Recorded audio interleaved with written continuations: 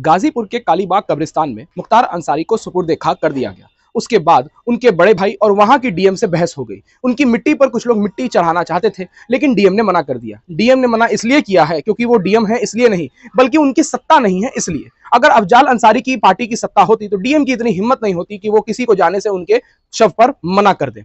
हालांकि आगे बढ़ते हैं। अफजाल अंसारी ने कहा है कि सही वक्त और सही समय आने पर मैं इस बात का प्रमाण दे दूंगा कि मेरे छोटे भाई मुख्तार अंसारी को जहर देकर के मारा गया है। जहर देने वाली बात इसलिए ज्यादा केंद्र में आ जाती है और तमाम विपक्षी दल इनके जांच की मांग इसलिए कर रहे हैं क्योंकि 21 मार्च को उन्होंने पत्र लिख करके इस बात को जाहिर किया था कि उनकी तबीयत बिगड़ रही है, उनको कमजोरी रहती है, उनको घबराहट रहती है, उनको शक है कि उनके खाने में स्लो पॉइजन मिला करके दिया जा रहा है। और ये पत्र लिखने के ठीक एक हफ्ते बाद ही उनका दिल का दौरा जेल में पड़ने से मृत्यु हो जाती है। यही कारण है कि इसके ऊपर शक गहरा रहा है। मुख्तार अंसारी बेशक एक आपराधिक कृत्य के आदमी थे, लेकिन दूसरी तरफ वे गरीबों के मसीहा भी कहे जाते थे। जो उन्होंने गलत किया था वे पिछले 18 साल से जेल में रह करके सजा काट रहे थे। यही तो सजा होती है कानून के अनुसार।